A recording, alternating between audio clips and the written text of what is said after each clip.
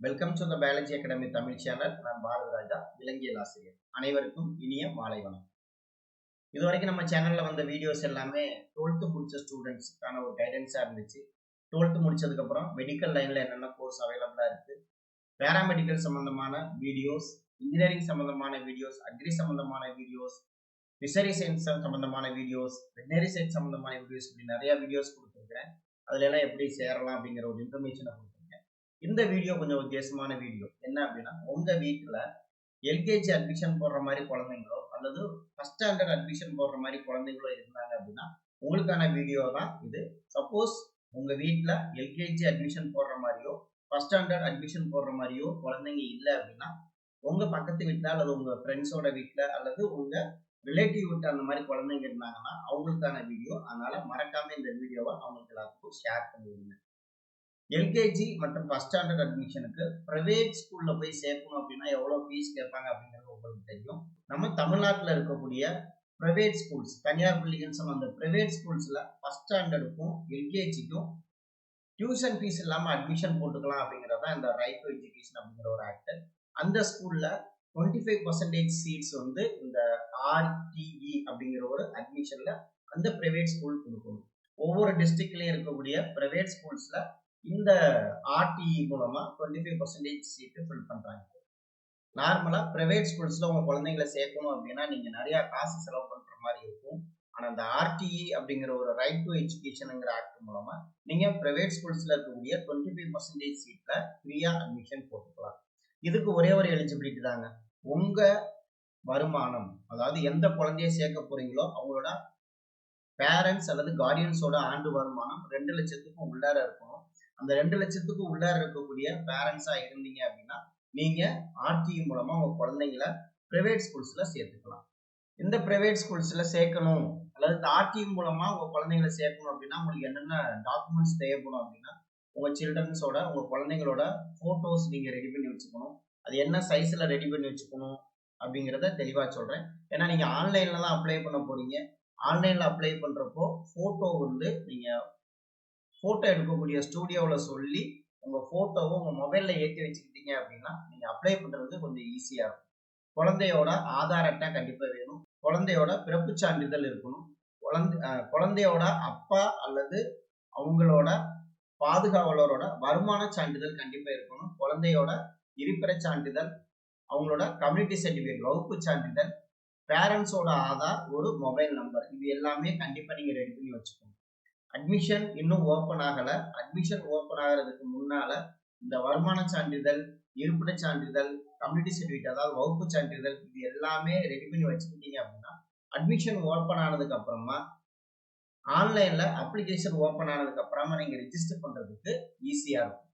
RTE மூலமா நீங்க private ஸ்கூல்ஸ்ல சேர்க்கணும் அப்படின்னா உங்க குழந்தையோட வயசு என்ன இருக்கணும் அப்படின்னா, எல்கேஜில அட்மிஷன் போடுறதுக்கு 1/8/2021 இருந்து 31/7/2022 இந்த தேதிக்குள்ளார பிறந்த குழந்தைங்க எல்கேஜில அட்மிஷன் போட்டுக்கலாம். 1ஆம் வகுப்புல சேர்க்கறதுக்கு, அதாவது ஃபர்ஸ்ட் ஸ்டாண்டர்ட் அட்மிஷன் போடுறதுக்கு 1/8/2019 இருந்து 31/7/2020 பிறந்த குழந்தைங்களா இருந்தீங்கன்னா நீங்க 1ஆம் வகுப்புல அட்மிஷன் போட்டுக்கலாம். நிறைய கவர்மெண்ட் ஸ்கூல்ஸ் இருக்கே, அப்புறம் ஏன் கவர்மெண்டே வந்து பிரைவேட் ஸ்கூல்ல சேர்க்க சொல்லுது, அப்பனா கவர்மெண்ட்ல நல்லா இல்லையா அப்படிங்கிறது கிடையாது. இந்த ஆக்டோட நோக்கம் என்ன அப்படின்னா, 8ஆம் வகுப்பு வரைக்கும் எந்த குழந்தையும் படிக்காம இருக்கக்கூடாது, இடைநிற்றல் இருக்கக்கூடாது, அதாவது டிஸ்கண்டினியூ பண்ணக்கூடாது. எல்லாருமே 8ஆம் வகுப்பு வரைக்கும் கண்டிப்பா படிச்சிருக்கணும். சப்போஸ் நீங்க இருக்கிற வீட்டுக்கு பக்கத்துல ஒரு கவர்மெண்ட் ஸ்கூல் இல்லாம இருக்கும், அந்த இடத்துல பிரைவேட் ஸ்கூல் இருக்கும், அந்த ஸ்கூல்ல உங்க குழந்தைங்களை சேர்க்கும் போது அந்த குழந்தைக்கு ஃபீஸ் கட்ட முடியாம கஷ்டப்படுவீங்க. அந்த ஒரு காரணத்துக்காக தான் கவர்மெண்ட் வந்து அந்த ஃபீஸை பே பண்றாங்க. மெயினான நோக்கம் என்ன அப்படின்னா, அனைவருக்கும் கல்வி, எல்லா குழந்தைங்களுக்கும் 8ஆம் வகுப்பு வரைக்கும் இலவச கல்வி கிடைக்கணும் அப்படிங்கிறதா இந்த திட்டத்தோட நோக்கம். இதுக்கான நிதியை மத்திய அரசு மாநில அரசு ரெண்டுமே கொடுக்குறாங்க. நீங்க அட்மிஷன் போட்டீங்க அப்படின்னா அந்த ஸ்கூல்ல எல்கேஜிக்கு அல்லது ஃபர்ஸ்ட் ஸ்டாண்டர்டுக்கு என்ன டியூஷன் ஃபீஸோ அந்த டியூஷன் ஃபீஸை நீங்க கட்ட வேண்டாம். அந்த டியூஷன் ஃபீஸை கவர்மெண்ட் பே பண்ணிடும். டியூஷன் ஃபீஸை தவிர மற்ற ஃபீஸ், புக்குக்கான ஃபீஸ் நீங்க பே பண்ணி ஆகணும். சப்போஸ் உங்க வீட்டுல இருந்து நீங்க அந்த குழந்தைய அந்த ஸ்கூலோட வேன்ல அனுப்புறீங்க அப்படின்னா அந்த வேனுக்கான ஃபீஸை நீங்க கட்டி ஆகணும்.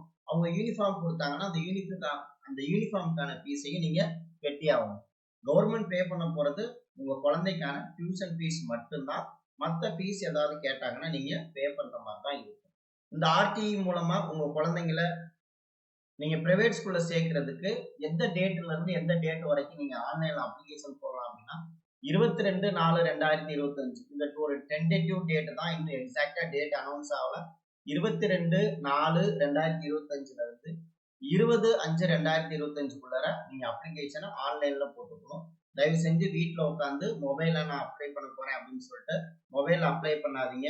பக்கத்துல இருக்கக்கூடிய ஒரு இசேவை மையத்துக்கு போங்க அல்லது கம்ப்யூட்டர் சென்டருக்கு போங்க.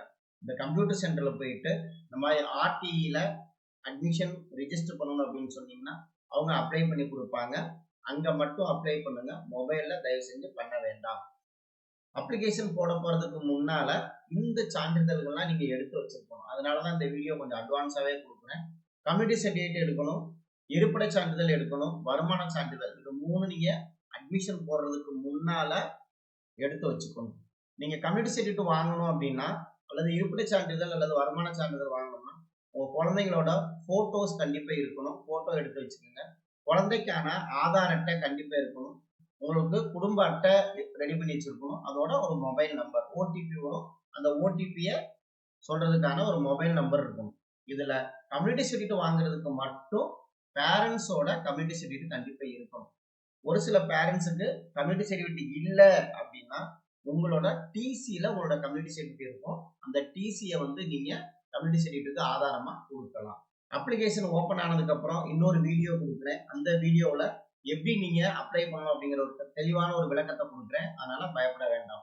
ஆர்டி மூலமா அட்மிஷன் போடுறதுக்கு நீங்க விண்ணப்பிக்கக்கூடிய ஸ்கூல், நீங்க எந்த ஸ்கூல்ல படிக்கணும்னு ஆசைப்படுறீங்களோ அந்த ஸ்கூல் உங்க வீட்டுல இருந்து 2 கிலோமீட்டர் சுற்றளவுக்குள்ளார இருக்கணும் அப்படிங்கிற ஒரு ரூல்.